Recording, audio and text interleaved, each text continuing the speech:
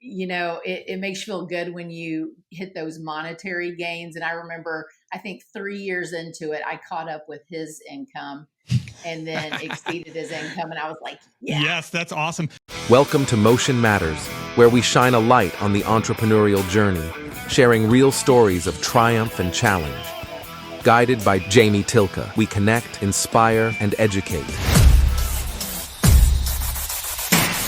This is Motion Matters.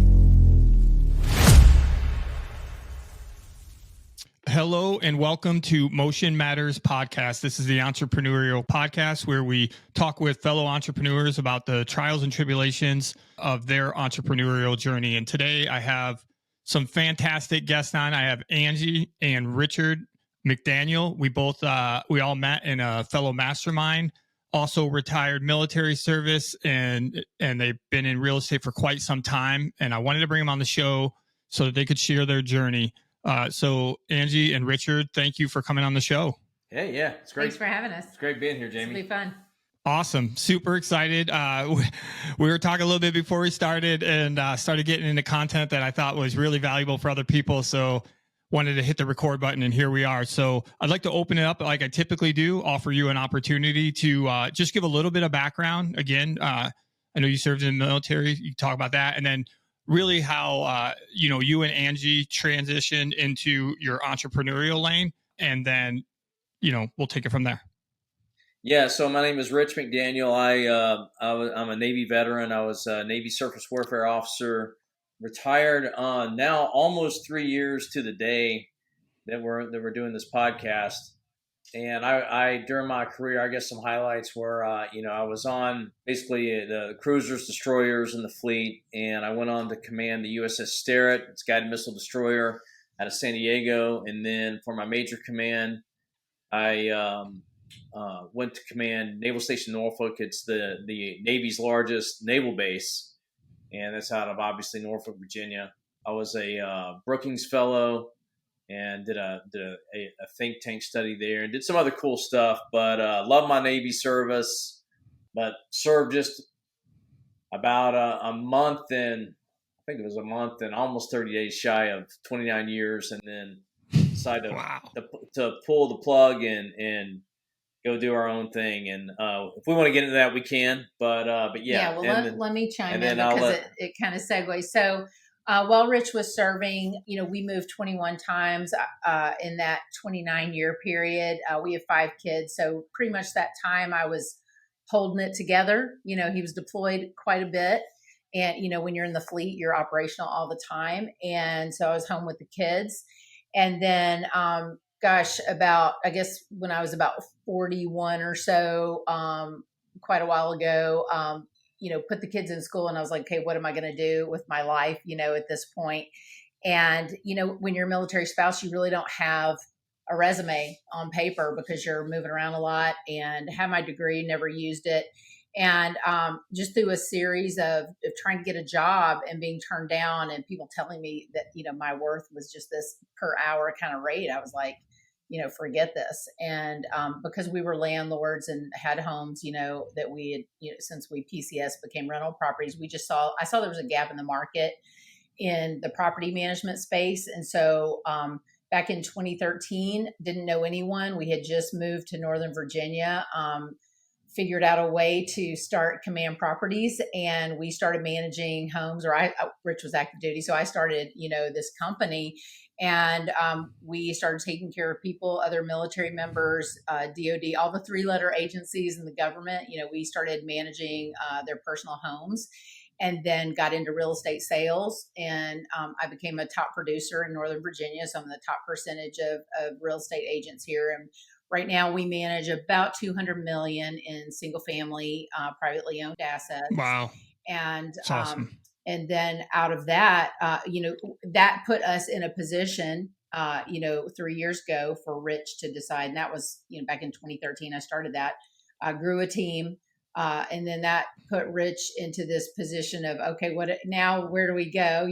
Does he retire? Does he go out and get a job, after that? Or does he, jump in and we partner together? And so we decided to take the plunge and work together in real estate. And also, since we launched another company, which he really spearheaded just through our experience in the property management tenant screening space, we launched RentRisk.com, which is our national tenant screening platform, partnering with Experian for that process. So that's where we are now. Man, there's a lot that we're gonna have to roll back a little bit, because plus we came on, like I said, Richard was sharing some of his stuff about his transition. I definitely want to touch on that, but what I really want to go back to that I think is interesting is I'm assuming, based on what you just told me, that your first rental property was probably a property that you bought during a duty station and then you turned it into a rental. Is that correct? Yep. That's correct. Yep. I call it being a landlord by default. Well, okay, great, because that's my question. I still, and I guarantee you do too, have tons of my military friends that reach out to me and they're like, I don't want to keep it. I think it's a liability. I'm asking you, what made you decide that you wanted to keep that property and potentially look at it as a long-term investment strategy? I think we saw the value in owning property early on, right? But at the time too, even with me being an officer, anybody in the military, you're not getting wealthy there, right? It's you have a good lifestyle in terms of you have your needs met, and you can take care of your family, but you're not getting wealthy. So we saw the value in owning properties, and so we were like, okay, let's do that. Like let's try and buy a property where we go duty station when it makes sense, mm-hmm. And then as particularly when I had more money that I could start putting towards a down payment on the property and all that, we started doing that.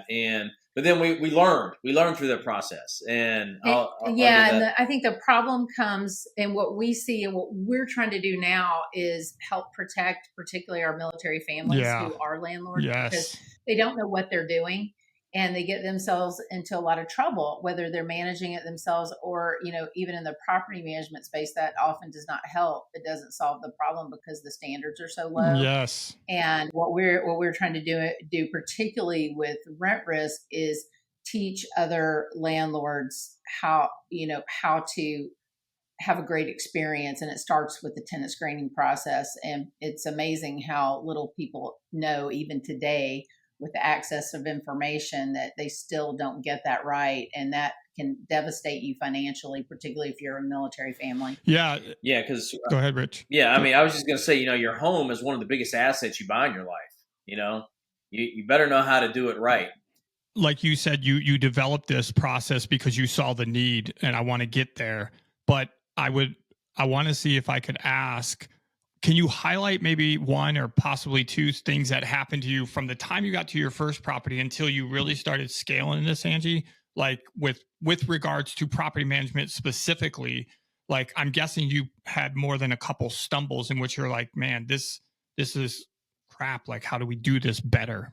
Just getting started was difficult because, when we moved to Virginia, I didn't know anyone, Mm-hmm. and I had gotten my real estate license, which on the surface did not make any logical sense with his career because we were moving so often. But I had to do a lot of networking.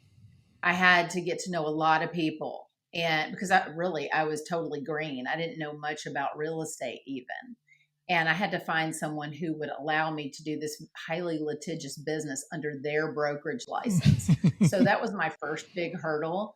And, but just through networking and building trust and building relationships with people, and also building a lot of relationships with other realtors and adding value actually through screening tenants for them. That's how I got my foot in the door and showed my value. Okay. Then they began to trust me with referring their clients for property management. So that's really how I got started, and just continue to build from there. A lot of mistakes, you don't totally know what you're doing at the beginning, and you just learn.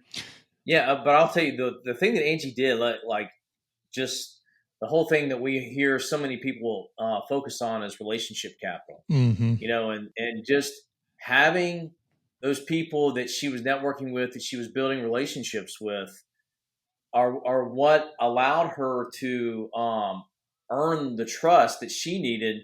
Number one, to put the property management company under a brokerage, which most brokers don't allow. And then number two, it allowed other people that she was networking with to start giving her business for management contracts. And, a lot of people, when they get in property management, they do it because they've either been in real estate 10 plus years or they buy into a franchise. Literally, she started from the ground up. And the reason that was successful for are those relationships. Well, and I would say too, I call property management the redheaded stepchild of real estate. Everyone looks down on it. No one wants to do it, but it's very, very profitable, particularly with the model that I have. And the issue is people have never seen it done right. Yeah. They only see it, but that's the opportunity. Like if I was going to tell anyone listening to this, if they're thinking about starting, an entrepreneur journey or starting a business, they need to find a problem and solve it. Yeah. And that's what I did. Yeah. It was wide open. So I'm like, okay, I'm squared away. We can do this right, Yeah. And as you know, we're here next to Fort Bragg now, Fort Liberty. And that's the U.S. military's largest installation in the world. And so what I've consistently seen is most property management companies, to your point, do not have a good reputation. And even the ones that I've met that I think started with the best intentions, then they quickly outgrew their bandwidth. And then, so therefore the service started declining. And then they fell right back into the same category where it's like, these people are trash. They're not inspecting my properties. I have horrible tenants. I don't know what's going on. And so I constantly say what you just basically said, which is why I'm like, yay, go Angie, is that if you provide a quality product service, you really don't have to sell it because nobody doesn't want a good product or service. It's just hard finding them. And so the fact that you found that as a niche of like, okay, this is subpar, I'm going to provide quality thing. And therefore, and now you've turned it into what'd you say, $200 million that you're managing?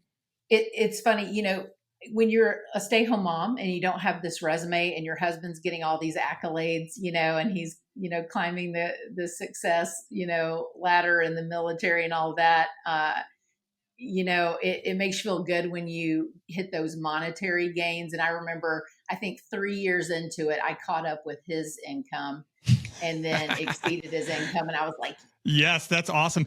Yeah. And now, now we're worth seven figures, as a company, that's amazing. Well over seven figures. And, I was just reflecting this past week and just what we're doing now, like, Rich getting the tenant screening company off the ground, which was incredibly difficult.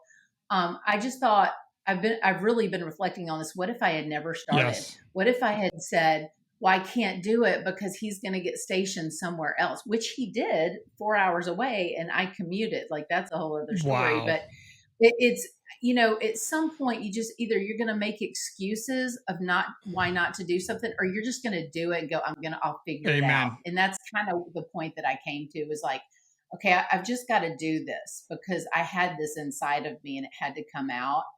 And I'm so thankful I did, because we would not be in the position that we're in right now, getting to wake up and decide what we're going to do every day, what work we want to do, had he stayed in. So I called the podcast Motion Matters. I can't take credit for it. Actually, the marketing people that were working with me, she's like, what do you think about Motion Matters? I was like, oh, that's brilliant. Because in the military, at least in my community, we consistently said relationships matter, right? Mm-hmm. Words matter. And in this case, I just thought it was another play on motion matters, right? Are you or are you not going to take action? Yeah. But I want to just go a little bit off of what you just said. Let's spend a few minutes on that, because as a mother of 5 whose husband is serving active duty, which I know that lifestyle very well, deployed multiple years, 300 plus days, you're basically handling everything on the home front while simultaneously doing this. So here's an opportunity. I would love to hear if you could offer some advice to those military spouses that are out there that aren't fulfilled and want to do something, but are questioning that need to be inspired, that need to be, is like, what advice would you give them to say, you should go after this, because, and then, and give us your input on why is the because. Wow, that's such a loaded question, and I have a lot of thoughts on it. I think the first thing is, you married into it. This is your lifestyle, so the first thing you need to do is accept it Mm, and lean into it, because the difficulty that you're going through is for a purpose. And a lot of times we want to get out from under it, or we complain about it. And I think you need to lean into it. And your time is going to come. It might not be right now. So you need to grow as a person. You need to grow in your mindset.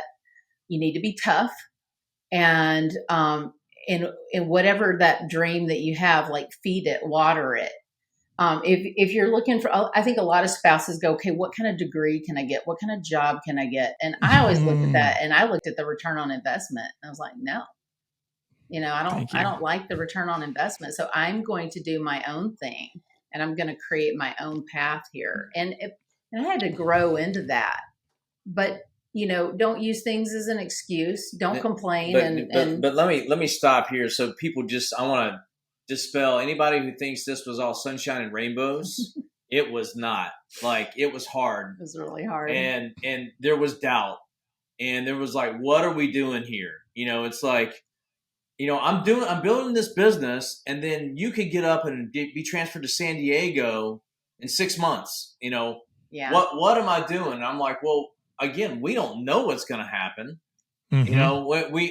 And again, so you can either operate in faith or fear, right? And so we chose, even though we would have fears, to say, okay, we got to go to faith that this is going to work out, Well, right? And yeah. and then my final thought on that is that those hardships developed us into, especially her, into the people you want to become. Your kids are watching that, and Hmm. they're seeing you go through those hardships, and they're seeing you go through those challenges and overcoming.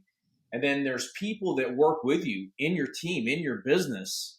And I will tell you, I mean, this hits us all the time. We're like, wow, we're not just doing this for us.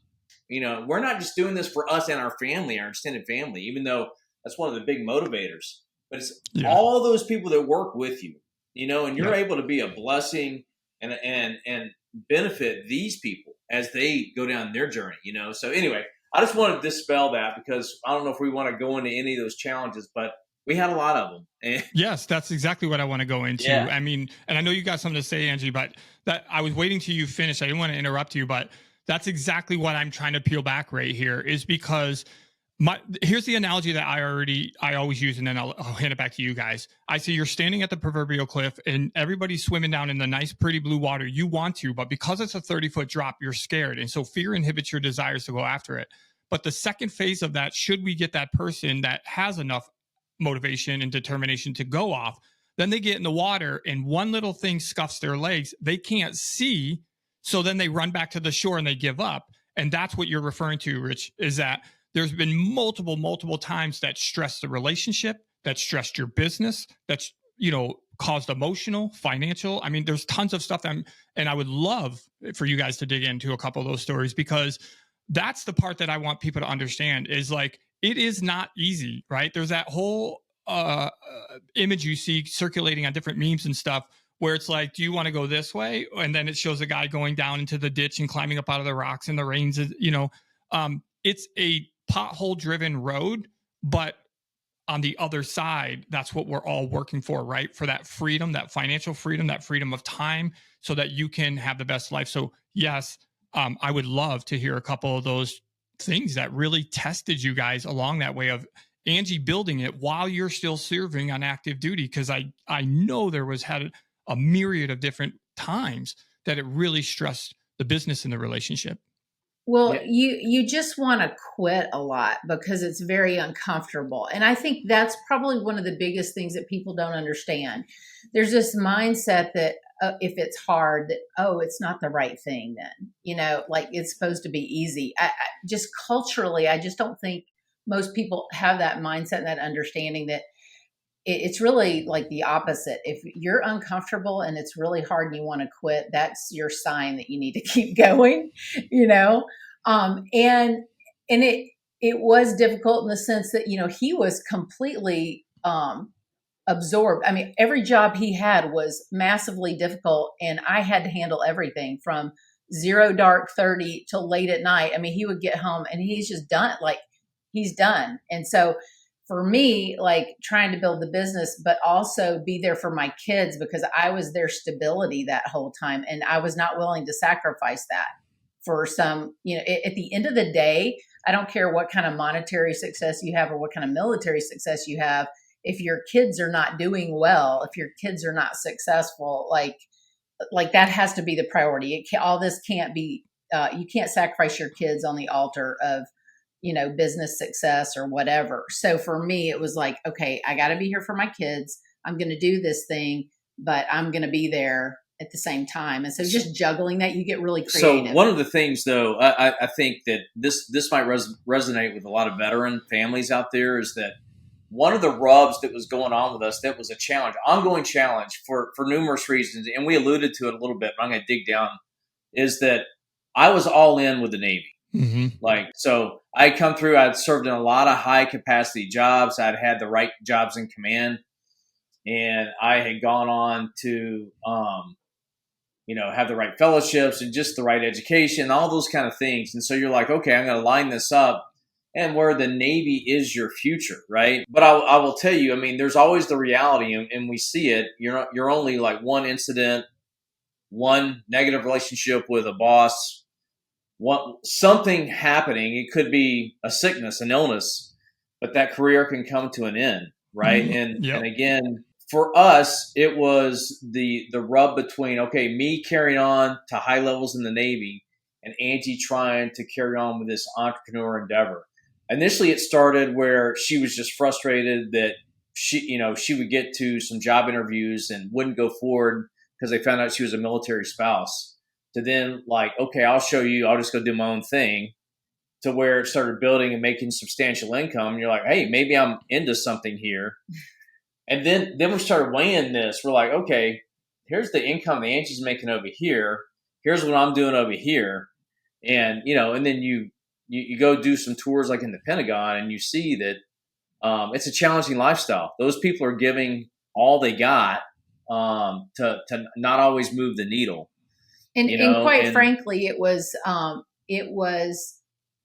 an impediment to being able to go forward because you're always bracing yourself I was always bracing myself of like, okay, are they going to send him across the country? Or, if he stays in and keeps climbing this, ladder and doing that next thing, going on to be a flag officer or whatever, which is kind of where he was his resume had him in that position. It was a huge choice to go a different direction, but you're always like bracing yourself for that next that next set of orders, and you just don't know what things are going to be like. And so the stress of that was always lingering and always hovering. And I felt very constrained by it because you never could be 100% all in. Knowing, I want you to highlight one example, though. Highlight the example of commuting. Oh yeah, and how we evolved on that. Yeah, so this lifestyle I think causes you or will force you to be really creative in your business. And so after I started the business, a few years later, he got stationed in Norfolk. So we're in Northern Virginia, and in traffic, it's like 4 hours. So we made a last minute decision that we were not going to do the GeoBatch thing. We all moved down there together, lived on base, got the kids settled. And then I commuted back and forth a couple of times a week, to meet with clients and whatnot. But I also, just through the relationships that we spoke about earlier that I had developed, I partnered with people. And so I built a team to kind of help me carry the load when I wasn't, up here, the time that I was down, in Norfolk. And so I that's what really kicked off, I guess, or really caused me to always be thinking differently on how I set up my business, how it's structured. And I'm very big on partnering with people. And that's what enabled us to be successful in that tour down there, and as well as continuing, to grow my business. So that was a major stress. We did that for 3 years. Back to, the point of talking about these pinnacle moments in which you're really questioning, do I or do I not keep moving? As I think Rich was, also pointing out with you guys talking about this, is my guess is there was probably a sit down conversation where you guys really contemplated, are we moving the family, or do we just shut it all down? Because we've talked about that multiple times for different reasons, not a logistical, a proximity thing. Ours was more revolving around financial issues that were going on. But yeah, we struggled with that. So I'm guessing that those were some real, heartfelt, emotional conversations in which you guys were trying to, because this is what I tell people too, I mean, I didn't even know, Rich, that you did 29. Well, as for the people that don't know, for the old style, you get 50% your pension after 20, but each additional year you get another 2.5%. So at one point, I told my wife, I go, look, if I stay 30 years, that's 75% for the rest of our life. Like, we can live in most cities and be relatively comfortable, no private planes, no yachts, but like, we ain't hurting. And so that was the easy button, but you guys chose this button.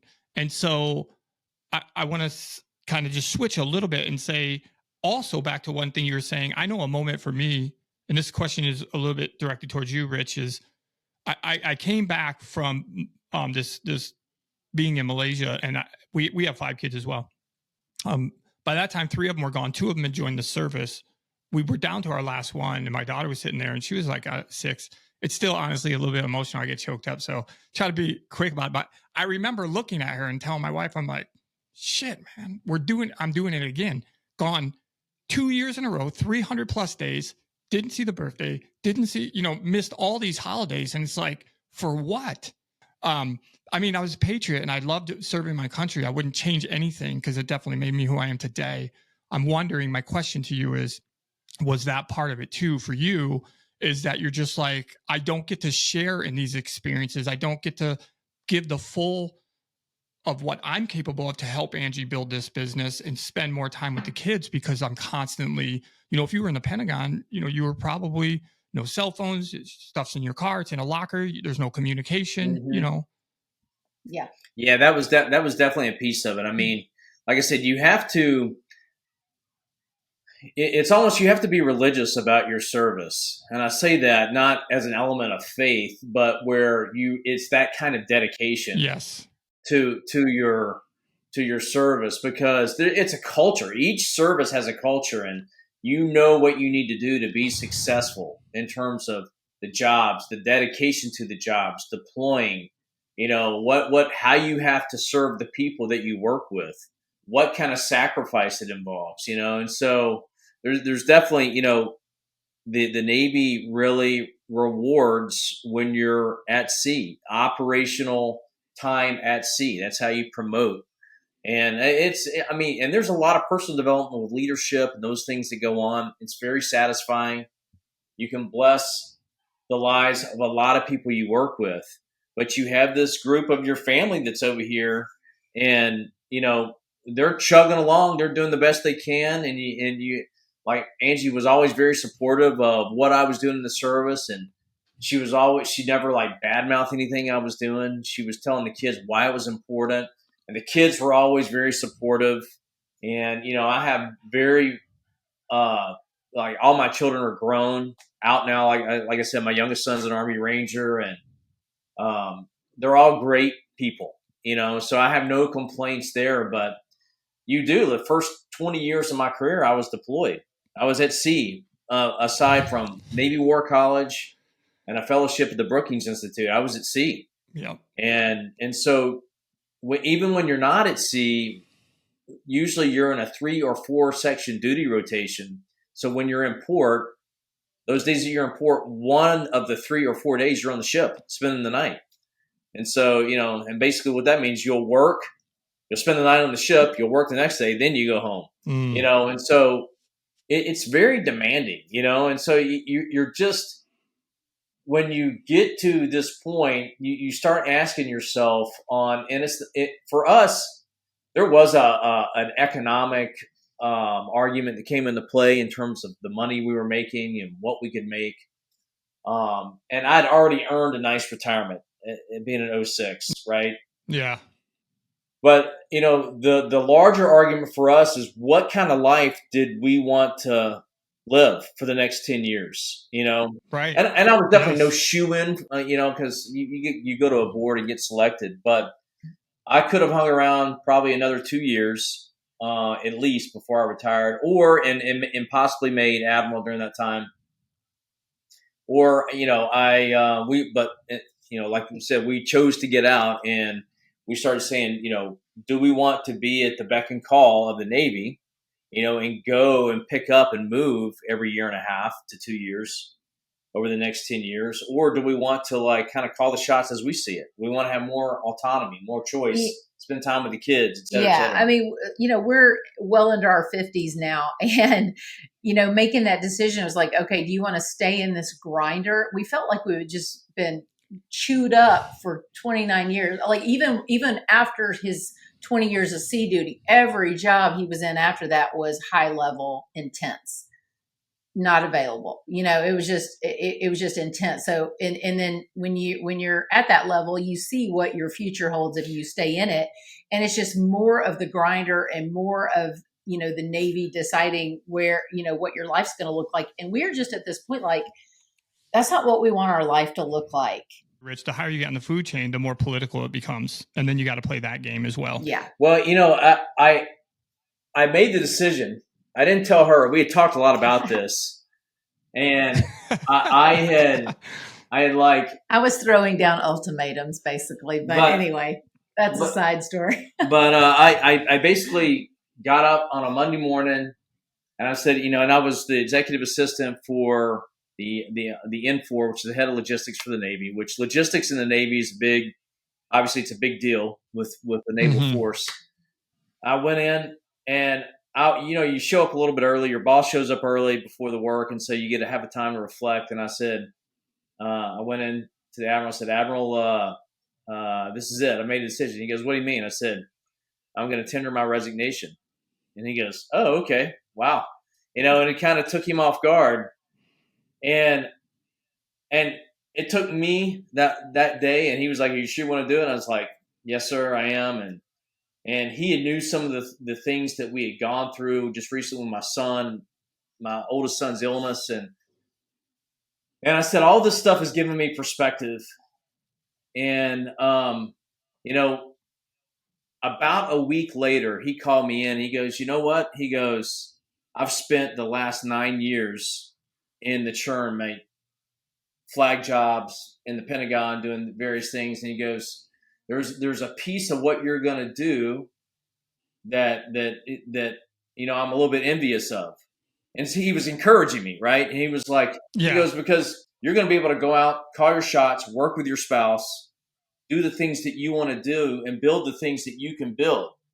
And he wasn't disparaging the Navy, wasn't disparaging his own service, but he was just giving me perspective of, hey, this is not a bad decision you're doing. So that really kind of empowered me, and to say, okay, you know what, I'm doing the right thing, because, when you get to that level, you're either retiring as an 06 and going out and work and being hired by a military contractor for $250,000 a year, which would have been the easy button, or you're making flag and going on in that way. And so what I was doing was definitely not conventional. It was a little bit unconventional.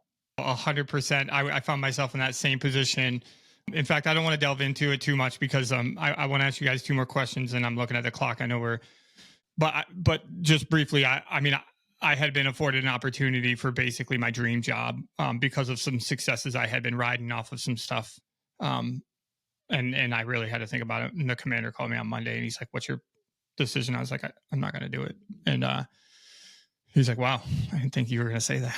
And I said, I love what I'm doing, but it's time for me to do this for my family. Like, I want to build, generational wealth. And my driving factor, and I've told this story before, so I don't want to use it for this episode, but, I was fiscally irresponsible. I did not set our family up for success, and I had dug a massive hole. And I just racking my brain. I'm like, how do I? And at that time, I'm like mid 40s, and I was like, how do I get out of this? And I was like, I have to build an empire. And that was my driving force, and I got out. But that's awesome. Yeah. So I wanted to ask one more question to you, Angie, though, specifically just going back just a little bit to this fact of these, these turbulent times in which Rich is gone and you're continuing to build this. I mean, how did you juggle everything? And one specific question that I have for you is, at what point in the growth of your business did you bring on additional help? This is a big topic for us. So. This is a huge topic. That's why I'm bringing it up, because I waited too long and I stretched myself too thin and it physically put me in the hospital. But I want to hear why it was for you. Oh man, that's a loaded question. That means it's a good one. So I did too much myself. So, the funny thing is when you're a military spouse, you learn to do everything yourself. And so you become very, very, very self-sufficient. And so I'm like the queen bee lone ranger, do it myself, grind it out kind of person. That's just my natural bent anyway. Mm-hmm. And our lifestyle only fed that. So it made this big solo person, independent person, even like more of a monster. And so I really didn't hire my first person until about my 5th year. And it was completely I was so desperate at that point. I hired 2 people at one time. They were both military spouses. And the person I hired to be my assistant, she's now my operations manager. She's still with me. I hire a lot of military spouses. That's always my first go-to. And, just hired out from there. I'm constantly now, it's much easier for me now to figure out, okay, I don't want to do that. Whereas before I was always doing everything myself. It took a long time. And Sherry, my operations manager, she has seen me make that transformation of letting my grip go, off of things and wanting to touch everything. But it was really hard. Yeah. Really hard. And you got sick as well. I did get sick. I did. I got really sick. Is it 2 or 3 years ago now? Almost 3 years ago now. Is it 3? Yeah. Yeah. And it's from stress. Yeah. It's 100% from stress. So. Well, and I mean, I don't know about you, but I tell people, they think I'm embellishing the story. I'm not. I said there's probably a 3 to 4 month period where I don't think there's a day I slept over 4 hours. Like I was putting in legit 14, 15, 16, 18-hour days plus, and then trying to squeeze in doing a couple chores at home. And my wife would tell me, she's like, man, you're going to kill yourself. And, I got so sick that like, I just, cold sweats, body shaking, getting lightheaded and stuff. And I wasn't eating properly either. A whole myriad of stuff, because I just was like, I'm going to grind. Well, it's just not sustainable. So no, I really appreciate you sharing that. One more direct question for you, Rich, with going back to the military thing, kind of just want to direct it towards, what's your advice to any active duty military person sitting there right now, and they're on the fence about, do I continue my career path, or do I go after this entrepreneurial aspiration, this small business thing that I have? I mean, what would you offer as kind of maybe some thought processes on that decision making?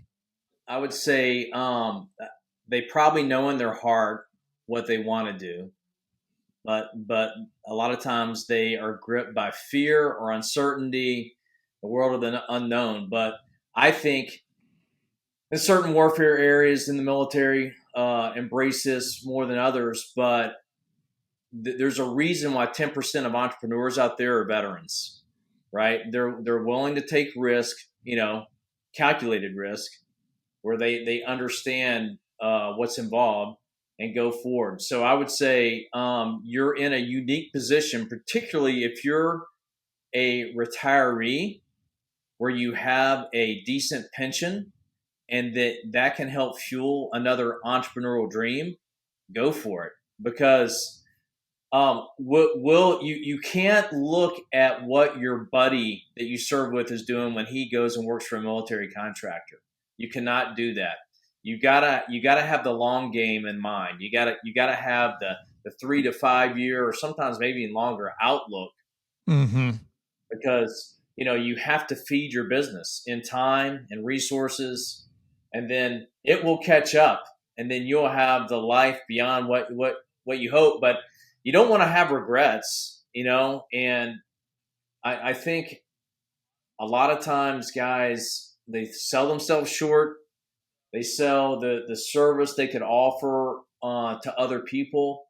They sell that short Yeah. because they're just not willing to step out. And that's what got them successful in the military. A lot of times they didn't quit. They had tenacity. They kept going. They sucked it up. That's exactly what you got to do as an entrepreneur. Yeah. You got to embrace it and know that it's not just going to be like, oh, you know what? I had this great idea. Next year I'll be a millionaire. You got to step out there. And so that's what I would tell them.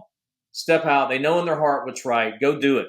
Yeah. It's going to be worth it. Let me just tag one thing on that. Is last year I was afforded a unique opportunity. I was invited to New York City. They picked 20 Green Berets that were going to come for these 5 CEOs of billion-dollar companies. And the point that I'm trying to relate back to what you just said is why? Well, the guy stood up there and said specifically the reason why we're looking for you guys is because your perseverance, your grit, your tenacity, your determination. And they said the problem that we're experiencing writ large across the people coming into the workforce out of even Ivy League schools, these guys send recruiters into Ivy League schools. They said they have no life experiences. And they haven't been through any type of trenches whatsoever. So while their intellectual capacity is great, their life experience doesn't allow them to navigate really difficult problems that we've been faced with so many times. We're like, oh yeah, we'll just, we'll go this way. And meanwhile, they're just sitting there looking at it and they're just like, I don't know what to do. They freeze, Yeah, there's another major brokerage that I was actually talking to this person on the tenant screening, RentRisk. But he found out my background as a veteran and my experience in the Navy.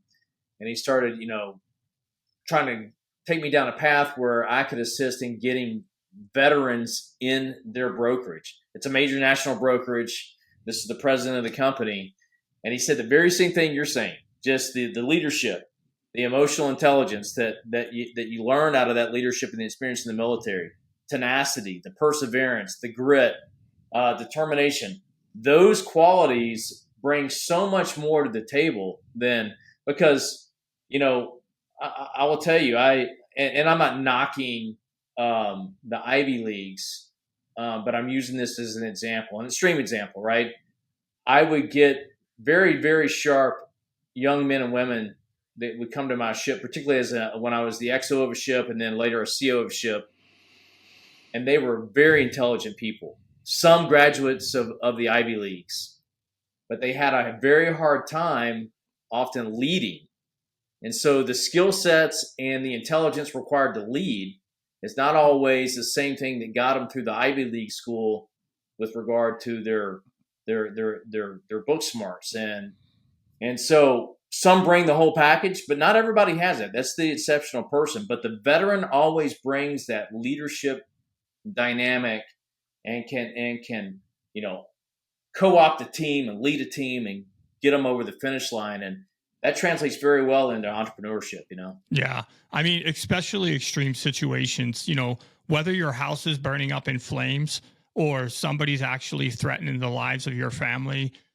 What's your reaction in that time? Do you freeze and then therefore, it's the survival of the fittest, or do you pause, take a quick second, and then in Ranger School, one of the things they said is they're like, just make a decision. Yep. If it's a wrong decision, we'll adapt and we'll fix it, but you got to make a decision. You can't sit here. Right.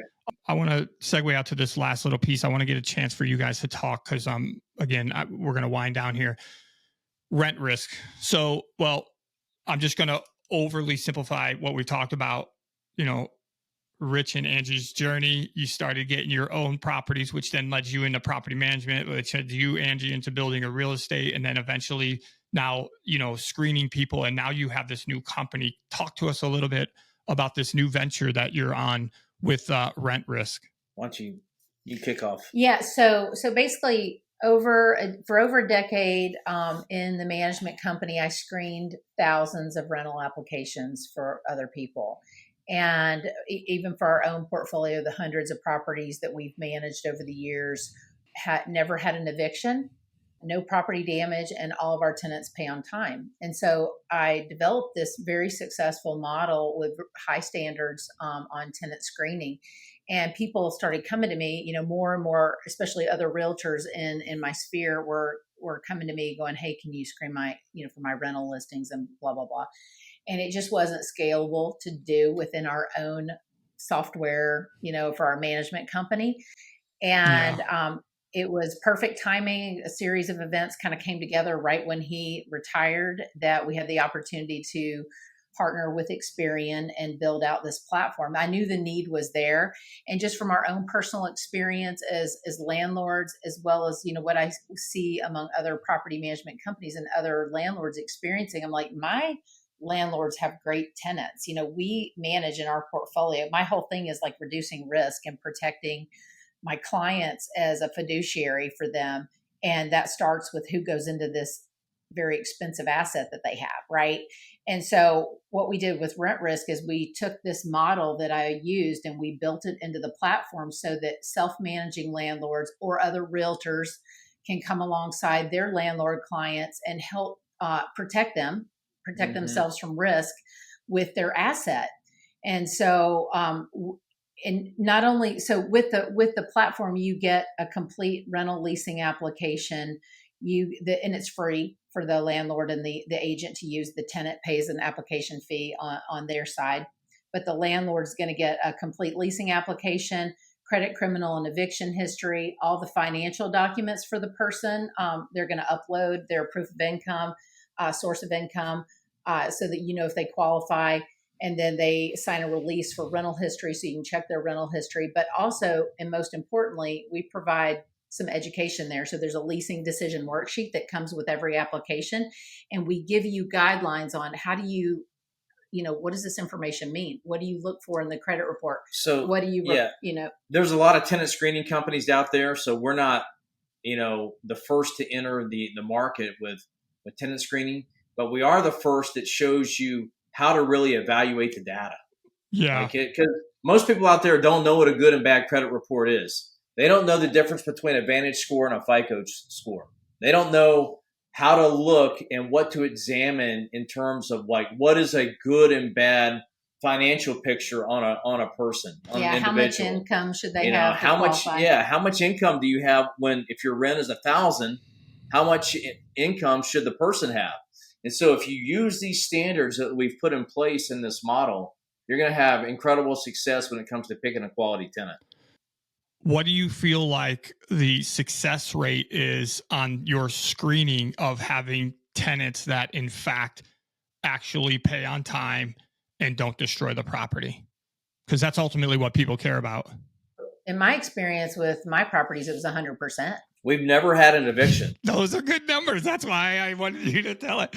That's great. Yeah. I mean, that is why we're super passionate about our product, because we're like, hey, guys.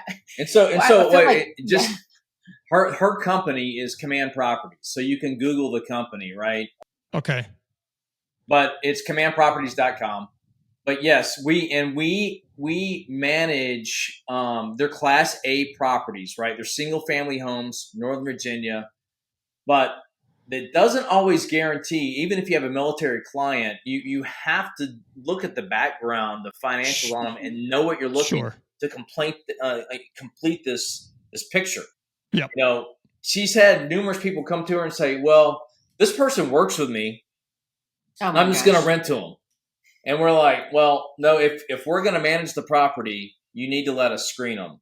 And then we'll screen them and we'll find out, they might have like a 690 credit, but they're over leveraged in so many areas, right? So, I mean, just a couple of examples here. You're looking for a behavior pattern. And so you take all the data, you take their income, the data within their credit report, criminal, eviction history, all that stuff, rental history. And you're looking for a behavior pattern of how responsible a person is.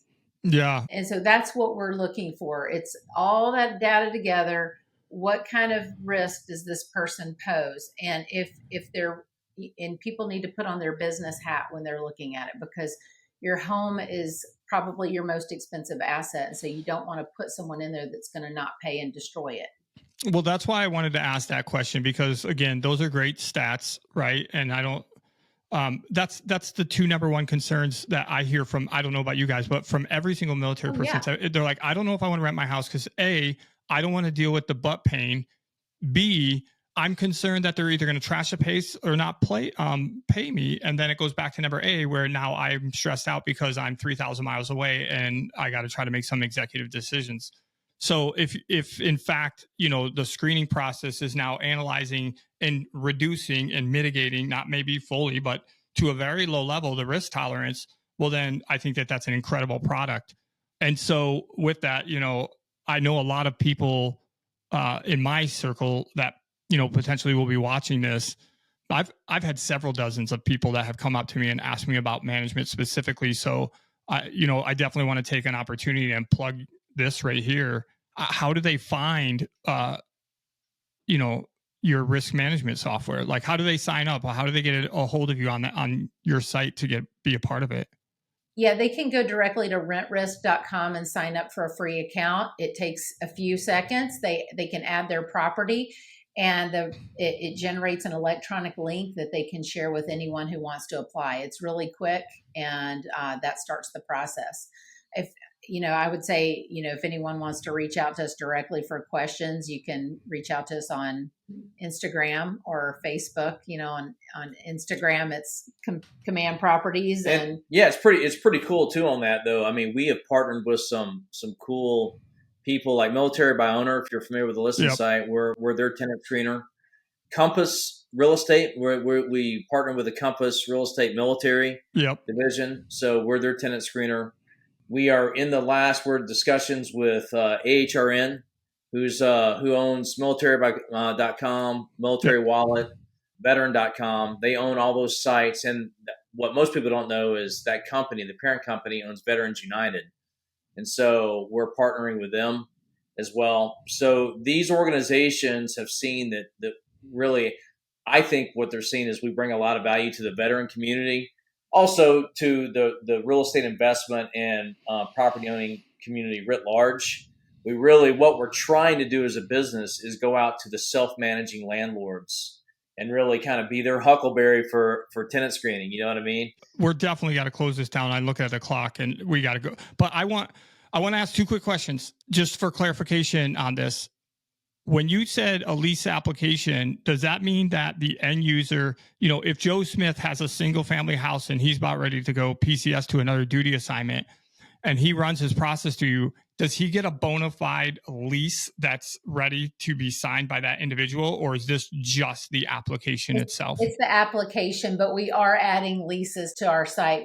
So two additional services that we're going to add that are in process right now and almost ready to go are lease agreements that are vetted by attorneys and or written by attorneys in every state, and then rent payments. So you'll be able to set up ACH rent payments with your tenant, invite them to pay. Those are the pain points that we see: the tenant screening, quality lease, and then ACH payments. And by law, everyone's required to have insurance. We're going to add insurance where you can get renter's insurance there. Yeah. Okay, one last question I want to squeeze in is, so that I talked about Joe Smith, single family, first home, he's PCSing. That's his scenario. Somebody like me who wants that analytical data so that I can make an informed decision, but do not have time to be able to resource it. Are you guys already or considering doing that process for somebody for an additional cost or a higher membership fee maybe, but then basically saying, hey, look, this is what we think based on the data that we've screened for you? Yeah, we're not considering that right now, just because we're trying. It's not quite as scalable at this point. But what I would say for that person that's busy is it comes to you very efficiently and cleanly and concisely. It's not difficult, and it comes to you pretty instantly. So yeah, awesome. So you get the result, you get the credit and the criminal background report right away.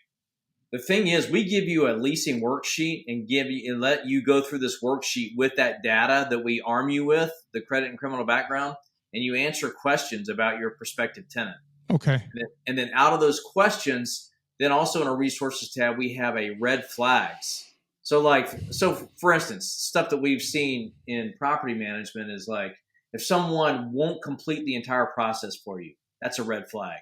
If someone's rushing you through the process, that's another red flag. If they don't want all the adults, to do an application, Yeah. that's another red flag. So we try to give pointers to people, but it's pretty efficient and very user friendly, and that's the way we designed it. That's awesome.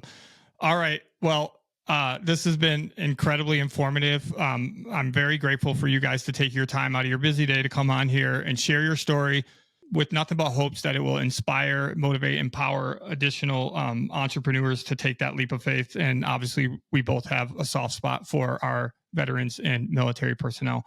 With that, any final thing that you want to say with regards on people contacting? I know you mentioned RentRisk. Do you want to talk about any other social media, emails, or anything like that? Yeah, my email is rich@rentrisk.com.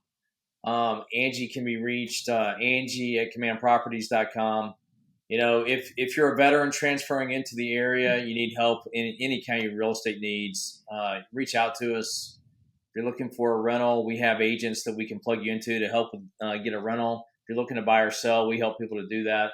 And then we also, if you own a property here, we can advise you on the management of that property. So a lot of people in the military buy properties in Northern Virginia because they know they'll be coming back here. So we can always help in that manner. In and around the greater DC area, correct? Yeah. Okay. And we consult people a lot on their options. What's the best option for them as well if they have a home here already. But people can reach out to me via Instagram at Command Properties on Instagram, or Angela Lee McDaniel on Instagram as well. RentRisk is on LinkedIn as well. So if you got LinkedIn people, I'm on LinkedIn. Nice. Yeah. RentRisk is on LinkedIn. I'm on LinkedIn as well. Yeah. So again, Rich, Angie, thank you guys so much. It's been great, and look forward to seeing you guys in Nashville, right? Yeah, we'll be there. That'll be a lot of fun. Well, you guys have a fantastic weekend coming up, and thank you so much. Greatly appreciate it. Thanks for doing this, Jamie, and we really enjoyed the conversation, man. Take care. Me as well. Take care. All right, bye-bye. Bye.